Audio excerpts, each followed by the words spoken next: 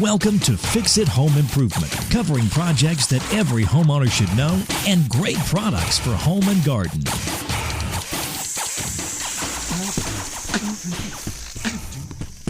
Hi, I'm JC, and this is where I share weekly home improvement tips. This is episode number 2, and today I'm joined by Cindy. Hello, JC. Hi, Cindy. We're going to talk this week about water heaters, and this week's sponsor is the Drain Claw. If you have slow or clogged drains because of hair, check out the Drain Claw at thedrainclaw.com. Cindy. Yes? Do you know when the first water heater was developed? Yes, in 1868 in England. True. You're I don't know why I'm here. And what's interesting about that first one is it was tankless and it had no flue. So they had a gas burner underneath these copper tubes, but all that burning gas was producing carbon monoxide right into the home. So you had hot water, but you died. Right. It wasn't a great design. But in 1889, in America, Ed Rood developed the first water heater that had a tank and it had a flue. So all these gases were vented outside the house. So a much better design. USA. True. And what's interesting about the Rood company is they're still in existence today. So does that conclude our history lesson on water heaters? Yes. All right, good. Well, why don't we get into how a water heater works?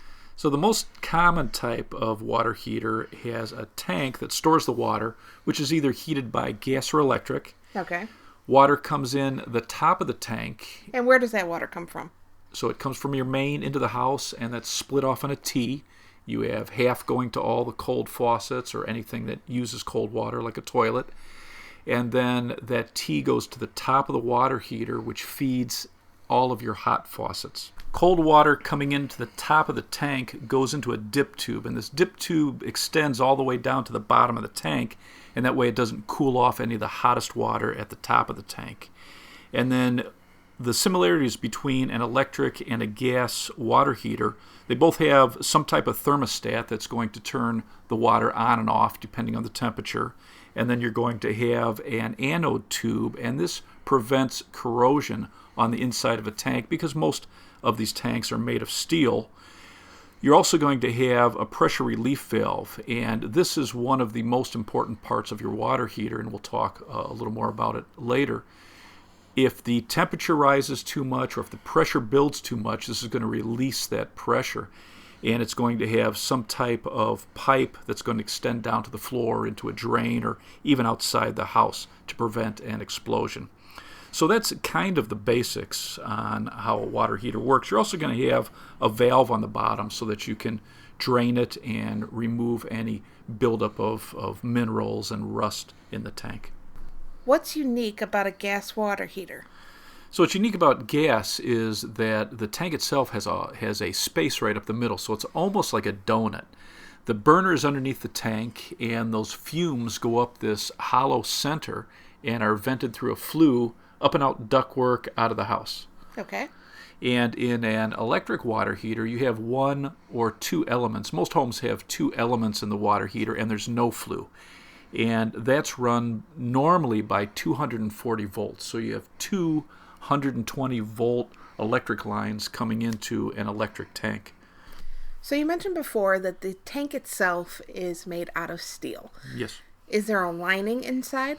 It's usually called glass lined. What it is a powdered glass in an epoxy, and they spray it and bake it on the inside of the tank, and that helps protect it, keep it from rusting.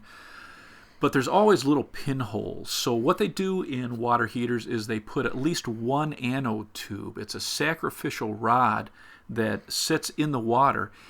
A water heater that has a longer warranty, like a 12-year warranty, is going to have two of these anode tubes. And what does it do? Well, what's interesting is if there's two metals inside water, the less reactive metal will be protected, and the more reactive metal is going to corrode and break down. So these tubes will actually completely dissolve over time. Huh. And that's why it's important once every 3 years or so. And this is something that most homeowners don't do. They don't check their anode rod. Okay, but what is it made out of? So most of them are made out of magnesium or aluminum, and they're much more reactive in water. So they're going to take all these electrical reactions that are going on in the water, and they're going to corrode first, and it's going to protect the inside lining of the water heater. So it's like sitting in your tank just rusting. Breaking down. Yeah, it dissolves into nothing. It's amazing. You get a 10-year-old tank and you remove that anode rod, and sometimes there'll be nothing left to it. It's very interesting. All right, so on like my bathroom sink, when I turn on the hot side, it smells like rotten eggs almost. And that's what happens. Bacteria reacts with aluminum or magnesium, and it creates that sulfur smell. And so one of the things you can do is you can change it to a zinc-coated or a zinc aluminum anode rod, and that will, in most cases, that's going to stop the smell. They also have a couple new ones that are actually electronic anode tubes that are supposed to not only help prevent the inside of the tank from rusting, but it's going to prevent that rotten egg smell. So what if you just take it out? So if you take it out, you'll probably stop the smell, but you're going to void the warranty. You have to have an anode tube in there because it's going to put so much, there's such a higher chance of the inside of your tank rusting if you don't have this, so you're going to void the warranty. What is the relief valve? So on water heaters that have a tank, you're going to have a relief valve up towards the top of the tank, and it should have a discharge pipe that goes 6 inches above the floor, or it should run into a floor drain or outside the house. And this is your safety. It's called a temperature and pressure relief valve. And if the temperature gets too high or if the pressure builds too high, it's going to open up and it's going to relieve that pressure so that the tank doesn't explode. And it's amazing. There's some videos you can see online where they've capped off this relief valve and just turn the thermostat on and just let that temperature build, and it will actually explode. There's actually been houses that have collapsed. It'll actually be like a rocket. It can blow right through the top of the roof and collapse the roof down on the house. So That's crazy. It's amazing. It's shocking that you have this potential to have a deadly explosion in your house, and something that should be done every year, checking this relief valve and then changing it once every 5 years. Most homeowners don't even know about it. So one thing that you'd want to do to check this, in fact, we have a video on the Fix It Home Improvement channel on YouTube. You can go there and I go through all the steps. But basically, you're going to lift the lever. There's a little lever on this relief valve. You're going to pull this up about halfway. The manufacturer doesn't want you to completely open it, and when you release this, they don't want you to just let go and snap it back. They want you to gently lift this lever halfway open. They want you to drain a couple cups of water and then release it slowly. And then you wait 30 seconds and it should not leak. If that valve leaks, you're supposed to change that relief valve immediately. If you open this up and no water comes out, so there's a buildup of rust or debris in this valve, you need to change it immediately. So then you want to mark on, I always take a marker and mark on the side of the water heater when I check it. I try to check it at least once a year, and then replace this valve once every 5 years. So at the end of 5 years, even if it still is working properly, manufacturers suggest that you replace it. And it's only, it's probably $10 to $15. And very easy to replace. Again, you can check our site on YouTube, and I go through the steps. But it's basically shutting off the water to the tank, draining a little bit from the bottom, and then just unscrewing this and screwing on the new valve. Very easy to do, fairly inexpensive, and it absolutely can potentially save your life.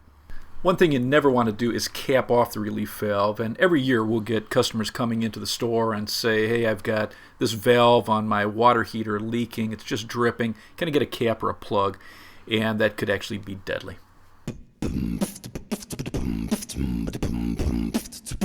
Would you like to talk about our sponsor? Yes, the Drain Claw. So if you have slow or clogged bath drains because of hair, this little tool, the Drain Claw, you push it in, you give it a twist, and it pulls out that buildup of hair. And especially for bathtubs, hair gets caught on the crossbars at the opening of the tub or that bracket underneath the stopper, and over time, hair wraps around there, builds up to where it slows or clogs the drain. So very easy to use. And not only can you use it in a bathtub, you can use it in showers. Not all showers grab hair there, but for showers that do, it's a very convenient way to pull out that hair without having to use chemicals. And then also for bathroom sink drains, hair can build up around the pop-up. And then also you can build up if you shave, if you wash your hair. Like my mom still washes her hair in the sink. I don't know why that freaks me out, but Yeah, that's weird. But yeah, okay. Well, it's weird she does it, and it's weird that it upsets you. Yeah, it's both weird. But hair builds up there, like her. So she calls me over. She says, my bathroom sink isn't draining anymore, and so I use the drain claw and I pull this out, and then of course I ask her, why aren't you using the shower? Mm-hmm. But does a great job, and it's 2 feet long. So for bathroom sink drains, you can actually push it down into the trap, and it'll blow out any buildup there. Where can people find the drain claw? So there's a lot of retailers around the country that have this product, but probably one of the easiest ways, if you go to thedrainclaw.com, and you got to put the in front of the drain claw. Spell it out this time? Sure, THE drainclaw.com, and you can check it out. It does an excellent job for slow bath drains because of hair.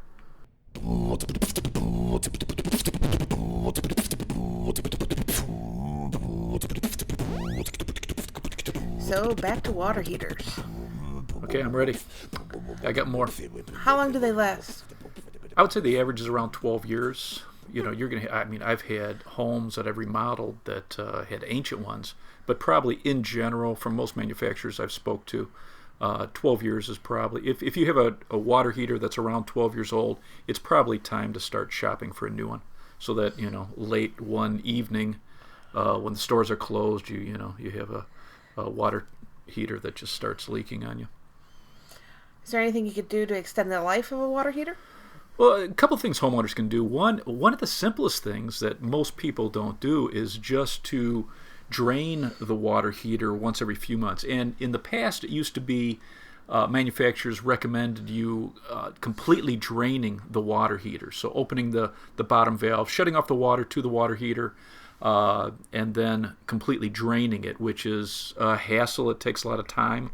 But now they've found that it's just as productive if once every 3 or 4 months you just drain a quart or two of water. Much easier to do, something that you can, just create a routine. And there's a lot, with a water heater, there's actually, a lot of routines you should have. And if you do it consistently, you're going to add a lot of life to your water heater.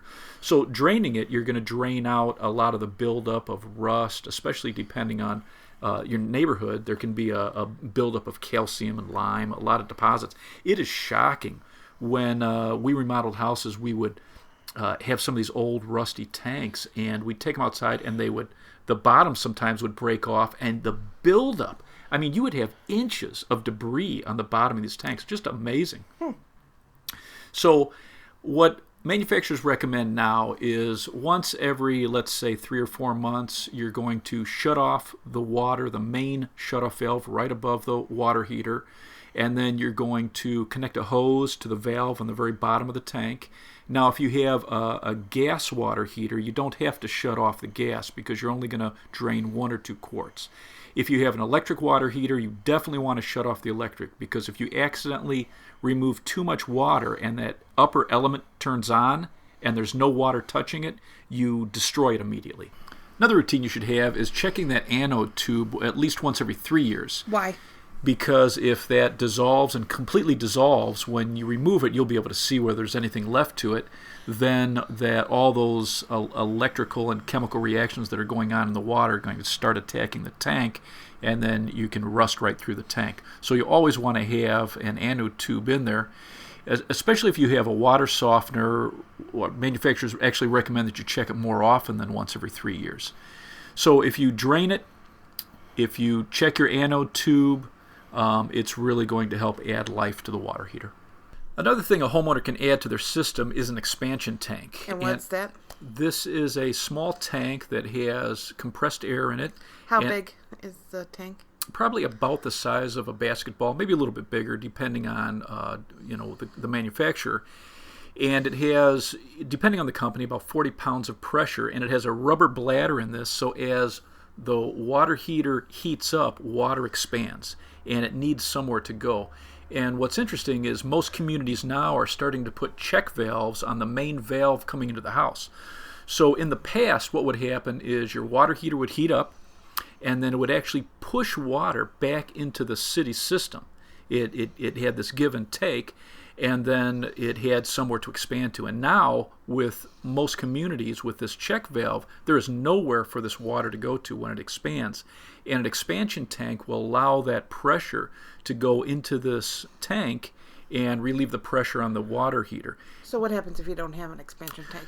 So if you've got a check valve on your house and you have a regular water heater with no expansion tank, as it heats up, it's going to expand. Like a 40-gallon water heater will expand to about a half a gallon. And so that pressure has nowhere to go, and your whole tank will actually expand. And then as the water cools off, it contracts. And that constant expansion and contraction will damage the liner. It'll definitely shorten the life of your water heater. But beyond the water heater, it's also putting pressure on the solenoid of your dishwasher, of What's your that? The solenoid is the valve that allows water into the dishwasher, and also your washing machine, and even your toilet valves. The fill valve on your toilet can be damaged over time with this expansion and contraction. So just by adding an expansion tank, it will add life to your water heater. Do you want to get into some troubleshooting tips? I'm ready. All right. So if I have an electric water heater Okay. and I have no hot water, what's the problem? Well, the first thing I'd check is the water heater getting electric. So I'd check the breaker, make sure the breaker is on. If the breaker's on, then I'd want to check the reset button on the upper thermostat. So now if you're checking that, you're going to have to turn the electric off, turn the breaker off. You're going to remove the panel. Most water heaters have two thermostats, an upper and a lower. We're going to check the upper, and there's going to be a little red button. And if that's tripped, that'll be out. You need to press that in. Then you turn your electric back on, and you're going to have to wait an hour plus to make sure it warms up. If it still doesn't warm up, then what you're going to want to do, in most cases, it's probably one of the elements. So we're going to turn the electric back off. We're going to remove the two wires that are going to the element. And you can go online if you're confused on what it is. It's a round or octagon-shaped nut with a couple wires going to it, and that's the electrical element that's going into the water. And you remove the two wires. You're going to use a multimeter to check continuity. And if there's no continuity, you know that that's the element you need to change. So you would just turn off the water to the water heater. You drain the water below the level of that element, and then remove it, bring it to the hardware store, and they can match up a new one for you. And there's a few different styles. There's some that are bolted in. They'll have 4 bolts and a square plate, or you have a type that unscrews. And you'll need a socket. They have a very inexpensive socket tool that you can pick up at the hardware store too. So is that the basics for an electric water heater? It is. All right. So if I have a gas water heater and I have no hot water, what's the problem? It used to always be easy to give advice on this. Before 2010, it was 9 times out of 10 a bad thermocouple. And all you would have to do is just replace the thermocouple, and it would solve your problem. What is a thermocouple? So your thermocouple is a sensor that goes from the pilot light to the gas control. And the pilot light is a small flame that's always burning, so that when the burners call for gas, it's going to ignite right away. And if that pilot light were to blow out, say with a downdraft through your flue, and the water heater called for gas, it could lead to an explosion. So there always has to be that flame on, and this senses it. And it is very easy to change a thermocouple. You just remove the burner assembly. And in fact, on our channel, the Fix It Home Improvement channel, we have a couple videos on how to do it step by step. Not a difficult project for homeowners. But now, after 2010, there's something called a thermal pile. So these new gas controls have all kinds of little electronic troubleshooting on it, and so it needs more electricity to run this. So a thermocouple actually only created about 75 millivolts of electrical energy, and these new thermal piles, they look just like a thermocouple but thicker. It'll actually create 750 millivolts, and that just from it being in the heat of the pilot, it creates this electricity which runs the gas control, and there's all kinds of little lights on there, and it tells you if you're having a problem with your water heater. So kind of cool, but it's a little more sophisticated. And after about 2008, they started putting different safeties on water heaters. So now one of the big problems is almost all new water heaters after 2008, 2010, depending on the manufacturer, has a screen around the base, and then there's a metal screen underneath the burner that's called a flame vapor arrestor, and this prevents anything flammable from causing an explosion or a fire.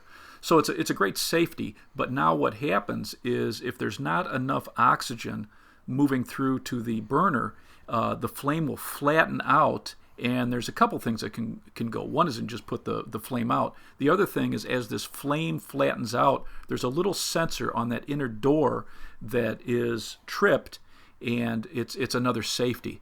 So what you want to do now is if you have a water heater, well, this is one routine you should have, is pulling this filter off and vacuuming it, and then also using a little appliance brush and going underneath the unit itself and cleaning the best you can and taking a vacuum to it. This is something you should do once a year. And then if you have no hot water, you're going to check the pilot flame, and you're going to do that by looking through the little sight glass on the inner door on the bottom of the water heater.